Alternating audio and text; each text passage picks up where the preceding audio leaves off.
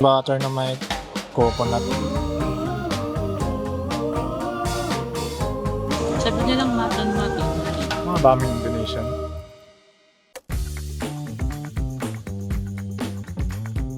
Psst. Hey guys, this is day 2 of our Singapore travel. It's March 2, 9:30 a.m. So ayan. Share lang din namin yung mga dinala naming baby essentials para sa trip na to. Yan. Uy, mana. Sa salita. Dito muna sa pinakataas, meron kaming diaper na pang swimming. So, disposable swimming pants siya. Tatry namin siya sa Friday pag pumunta kami dun sa tita ko. Pang ngipin niya, parang disposable toothbrush. Meron kaming Calmoseptin for baby rashes. Cooling strips. Meron kaming sunscreen. Gel for sakit ng ngipin. After bites. Sa skin. Hand sanitizer. Meron kaming thermometer. Maybe oil. Brush. Mustela. Mga kanyang facial. Skincare. Kahit baby pa lang, may skincare na. No? Di ba mabali leg mo dyan? Ha? Di ba mabali leg mo dyan, bro? No? Ha? Meron kaming cologne, different kinds of oil, lotion. Pa-anti-lamok tong lotion, no? Yes. Natural citronella lotion. Alcohol para sa amin. Meron siyang sariling tissue. Medyo makapal. May siyang toys, book, sunglasses. Ito pang cover pag nagbe-breastfeed si Peng. Panlinis ng bote. Dala kaming isang bote kasi para sa tubig niya. And kanyang snacks. Diaper changing spray. Ito cream para sa mga singit niya. Para iwas rashes din pag diaper change. Wipes, cotton balls, diaper change na yung parang sa pen. Ito sticker para sa lamok, anti-lamok. And syempre, sorry. Meron kaming diaper na isang malaking pack. Large na siya. Kasi si Bonon ay 6 months. Pero nung January pa, ang last weight niya is 8.5 kilos. Magsa 7 months na siya this March 17. Diba, Nan?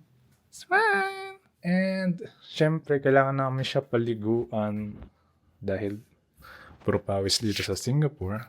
May dala kaming ganito. Collapsible na basin or balde.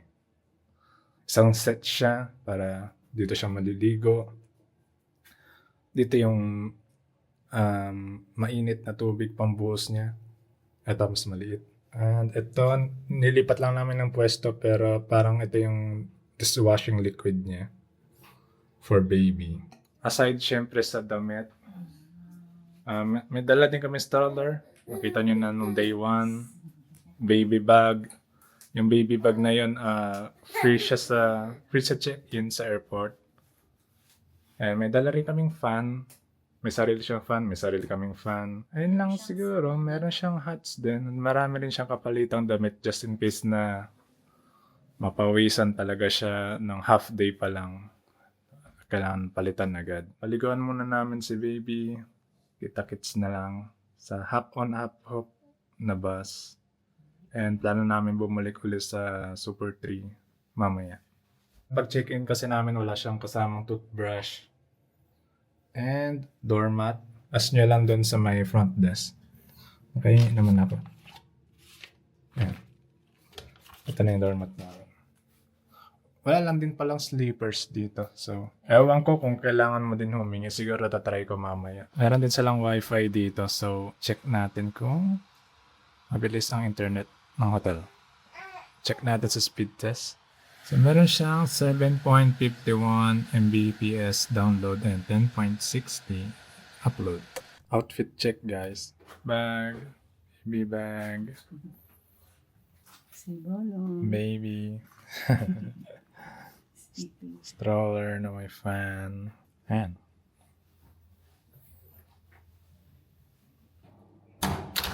Tapos paglabas nyo dito guys, meron silang water refilling. Dito lang yan sa gilid ng lobby nila. Ito yung papasok ng lobby. Exit din palabas dito. I-fill muna ako ng tubig. So, papunta na kaming half on half of bus. And it's 12 o'clock. Pero naman siya ganun kainit to. Medyo makulimlim pa. Update ko na lang kayo pag nakasakay na kami ng bus.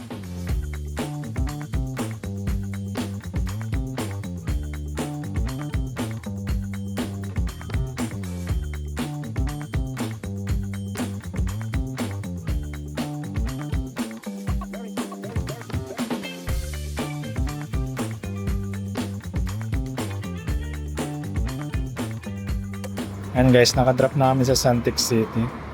Automatic naman siya nag-i-stop sa mga bus stop. Sa bawat bus stop. So, di mo na kailangan siguro pindutin yung stop na button dun sa loob ng bus. And okay din yung bus nila kasi may aircon, may pwestuhan talaga ng stroller. Tapos may screen din kung nasang station ka na.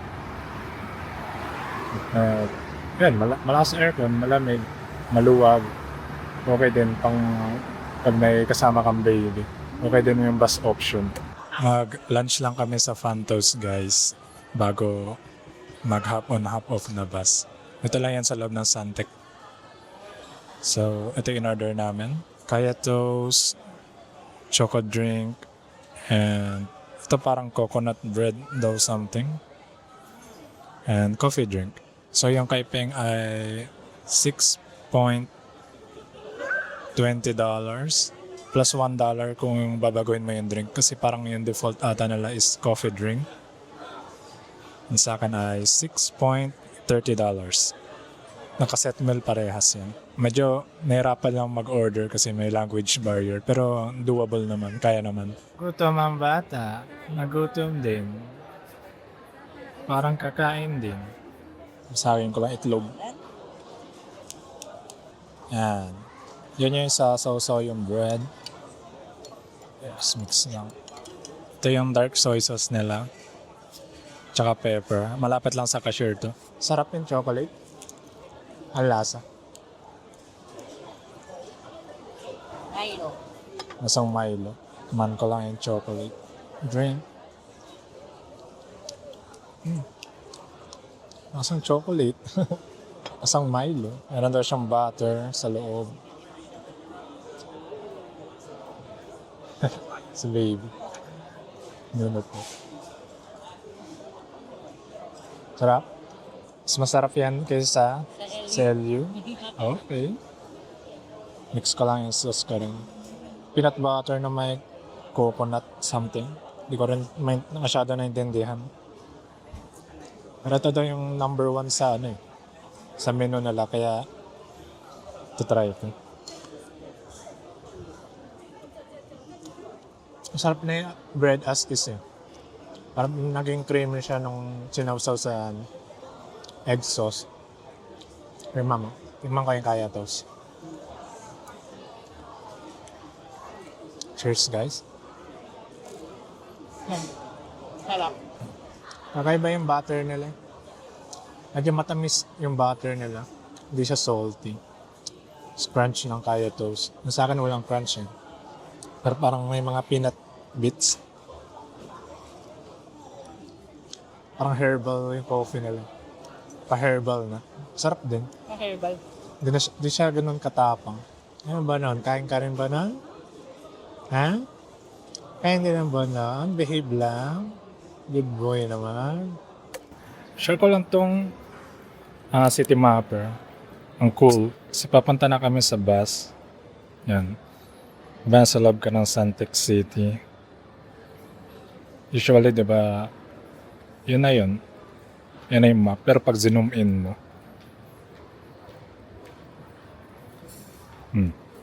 yung pati yung interior ng mall, mas mananavigate mo. Guys, ito na yung mga big bus. Big Bus B. Hop on, hop off na tour. May pila lang. Pa-rooftop yung iba yun.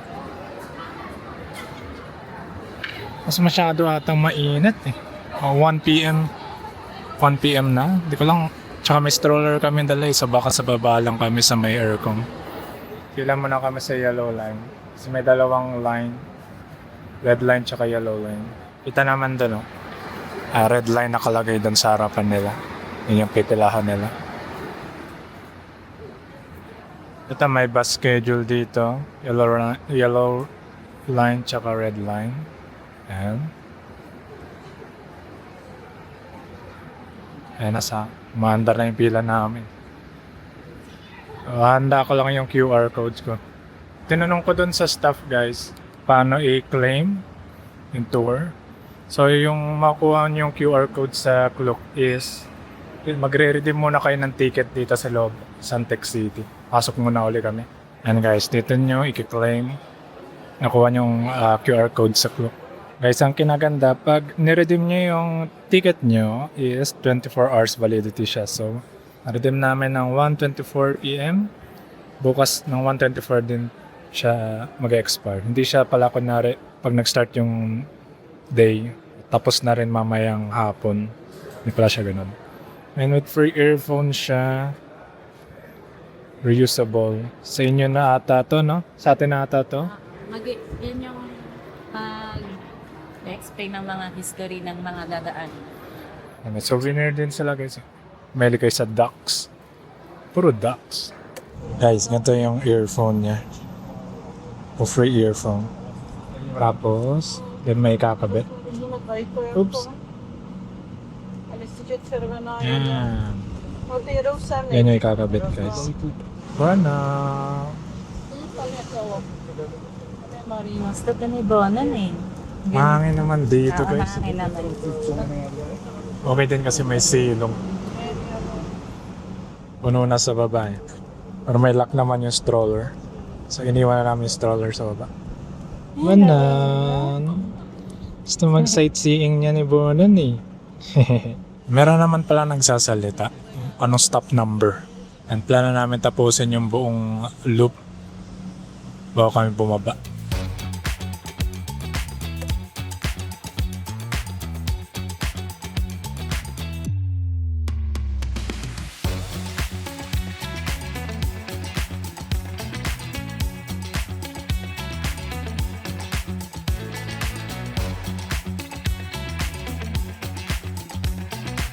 Kamusta Bonan?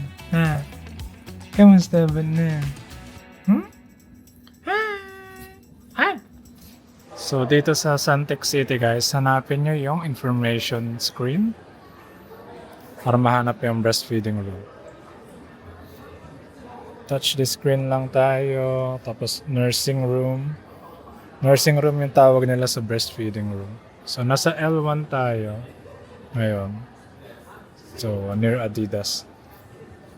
Automatic na yan. Ituturo ka kung saan papunta yung nursing room. So, yung may sign na ganito guys. Yan. Nursing room yan.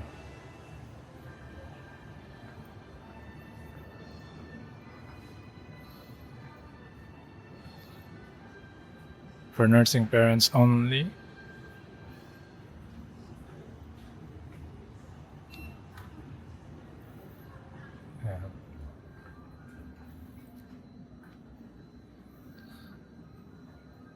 So, ganito siya guys.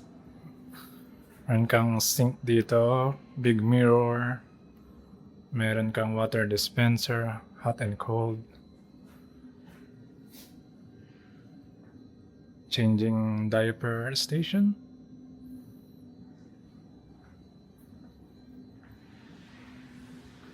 And nandito si Pengay nagpapa-breastfeed na kay Bonon.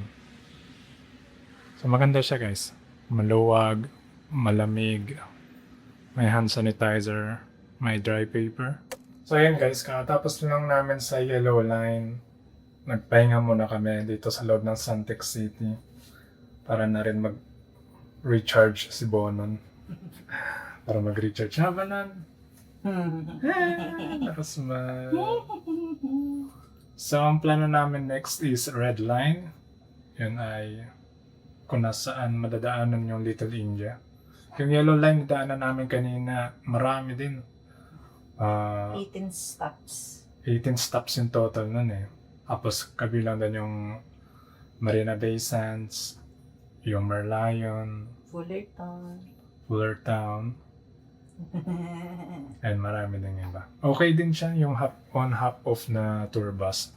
Marami ka talagang malalaman sa Singapore. Hindi lang sa mga attractions, kasama na yung history tsaka laws. Explain din si Bonan. Bawal ko ipakita eh. And may free earphone siya. Gamitin nyo na lang para maging karoon kayo ng knowledge sa Singapore. So, bibigyan din naman kayo ng map para makita nyo yung bawat stops ng yellow and red line. And yun, highly recommended siya pag may baby kayo kasi ang expectation is mainit eh, pero hindi. Presko siya. Siguro pag nag-i-stop lang sa stoplight, doon na siya naging mainit. Pero may dala naman kaming fan. Ngiti lang Bona. Ang ngiti lang si Bona. Behave lang naman si baby, hindi siya nagreklamo. Tingin-tingin lang siya sa paligid. Di ba Bona? Hi! Nakasmile lang. Hi!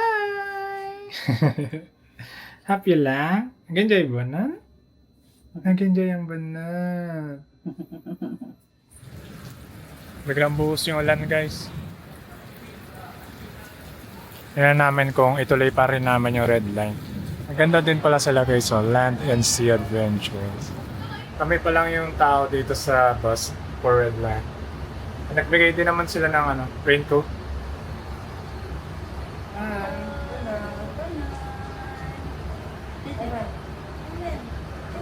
Willie tumingin sa labas. Ano masasabi mo? Siguro try na rin namin dito sa baba kasi nga air condition siya. Pero tihamak na mas maganda yung view dun sa taas. Lalo na dun sa walang silong. Kung gusto mo maging solar boy din. Tapos, ayan, red line. Siguro ang pinaka-attraction na madadaanan is yung Little India. Chinatown. Again, tapusin lang namin yung loop. Tapos plano namin bumalik ng yellow line para bumaba sa Marina Bay, Gardens by the Bay, at saka Merlion para magpa-picture. Kung titigil ang ulan kasi mukhang malakas pa rin yung ulan, may kidlat pa.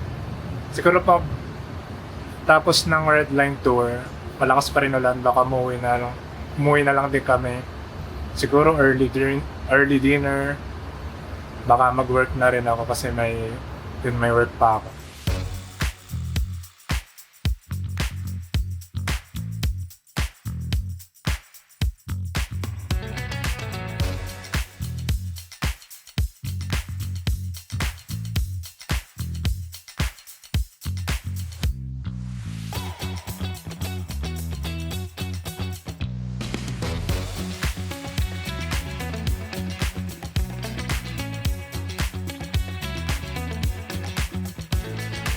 Hi guys, nakatapos lang ng red tour namin.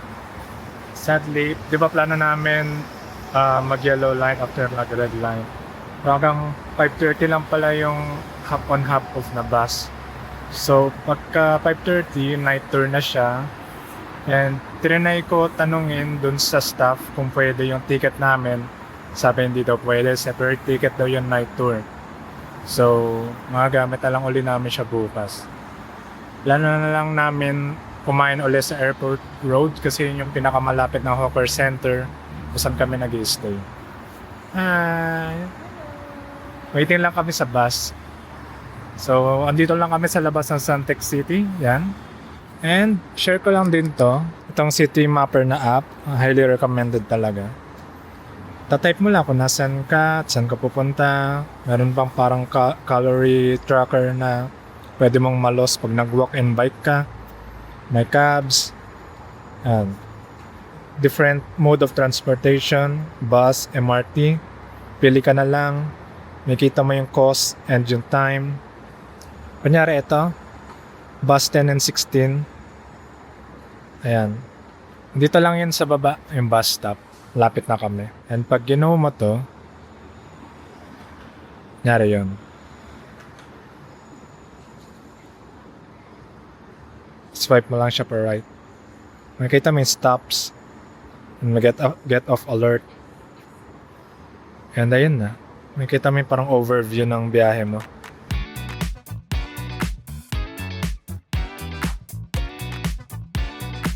Hey guys, we're back to Old Airport Food Center. 6:18 p.m. and around 24 degrees Celsius.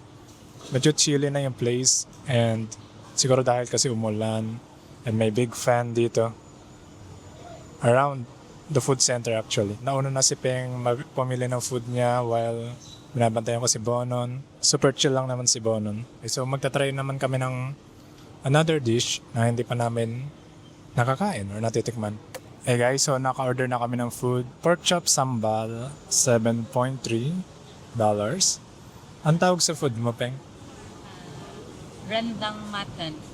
Kinanong ko lang kasi yung yung vendor kung anong marirecommend niya. Ito sinabi niya. Kasi wala akong idea kung anong orderin ko eh. Okay. So, $7 naman to. Plus lime juice. Magka? $2. Laksa uli, $5. Dragon fruit, guayabano juice, $3.5. Pork chop, sambal. Medyo manghang yung fried rice. Pero masarap. Malambot ng pork. Parang inihaw. Ganyan yung lasa niya. Yung mga Peng. Ito yung rice. Malambot yung pork.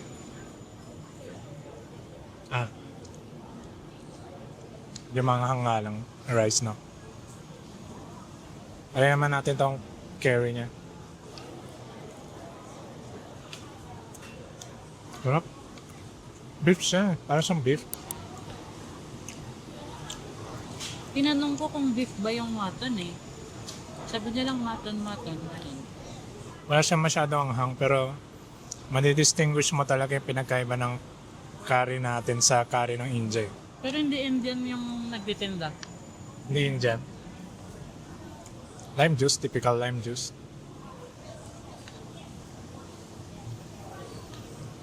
Hindi siya maanghang.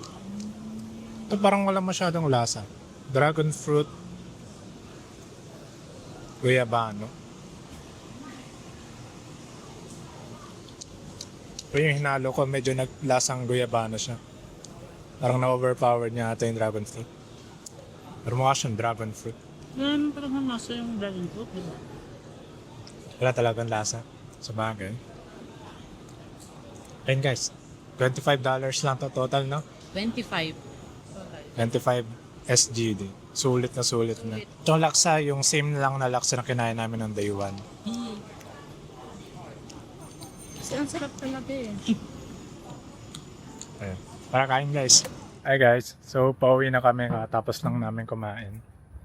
Lalakad lang kami pabalik ng hotel. Mas mabilis nga maglakad. Mga 14 minutes lang pabalik ng hotel. Chinek ko na rin sa city mapper yung bus. Abutin ng 23 minutes. Siguro kasi malayong iikutin.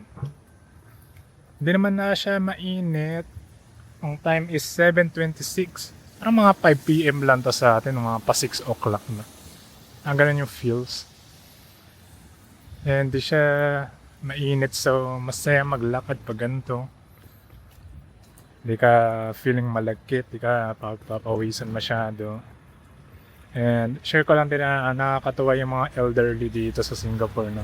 Sila yung madalas parang natutuwa pag may baby. Lagi silang nag-hi, ngumingit eh. May katabi nga kami doon kanina sa sa Old Airport Food Center na mga matatanda. Sabi nila handsome daw si baby. Tinanong ko ilang months na. And akala nila Indonesian kami. Mga ba aming Indonesian? Kasi tingin mo, Peng, bang Indonesian yan? Ayan o, Indonesian yan o. Hi! Buhay na buhay pa ang bata. Trip niya rin sightseeing, tingin-tingin talaga sa daan habang naglalakad, habang bumabiyahe. Nakikisabay siya. Hey guys, so dito sa Ibis Budget Crystal Hotel is meron ding iJuice. iJuice ba to? O juice lang. And vendo machine. So dito sa vendo is ayan yung mga nakalagay. Lace is 1.4 SGD lang. Kape 1.2 SGD lang. Tubig may 1.2 SGD lang din. I think mura na yan kaysa nung mga nakita namin sa 7-Eleven. Magkano yun, Peng? 2.4. Mga 2.4 or $4 isa. $4. Meron ding sneakers. Ang price niya ay surprise. Walang nakalagay. Ayan. Ito, juice. iJuice or juice. Tawagin na lang natin iJuice. So, try natin to.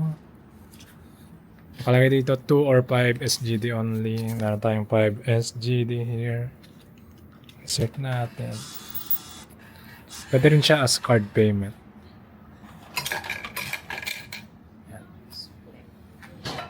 Kunin ko lang yung change ko. Saan yung change? Ito? Dito ata. Ito sa baba. Your change. Okay. Saan? Juicing, 2% ito. Juicing na siya 2%. So, all natural na orange juice siya. 4 pieces. Ayan na, 4 oranges each cup. 4 oranges each cup. $2 lang, no? Ito pala yung coins nila. So, I think okay na rin. Kung all naturals, naka on the go na cup. Yeah. Wala siyang straw. No added sugar, 100 fresh. Ayan, try natin.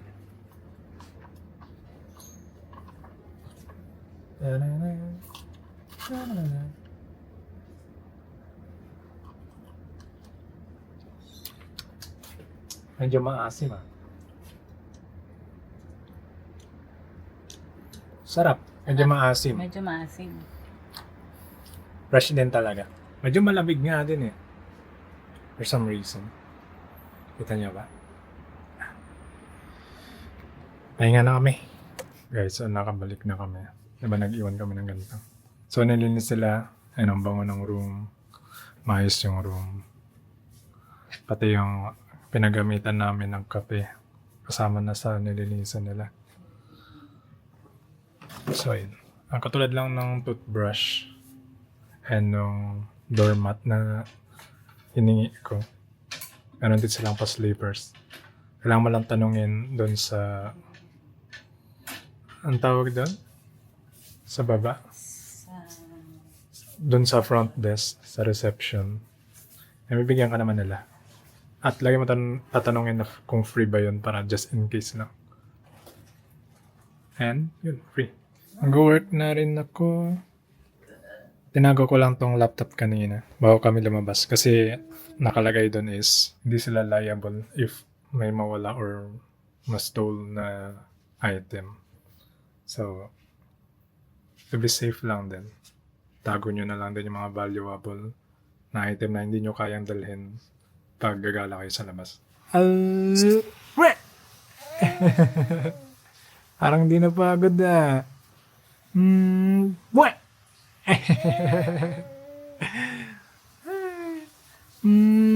Buwe! Guys, pag mabagal yung wifi sa hotel, ito gawin niyo. Ito kasi yung current speed test sa hotel ngayon. Ganyan na siya kababa. And nagbook ako ng Klook eSIM na 5G unlimited. So ito yung speed test dun. Malaki yung difference niya isa sa hotel wifi. Yun lang. share ko lang yung tip pag freelancer ka gaya ko. Kailangan mo mag-work pa rin kahit nasa vacation. If magbabook ka naman ng eSIM sa Klook, is itry mo yung mobile hotspot mo lang para smooth pa rin yung pag-work mo kahit nasa vacation ka. And dagdag tip na rin, if kaya nyo magdala ng extension, magdala kayo para mas madali mag-charge mga bagay-bagay.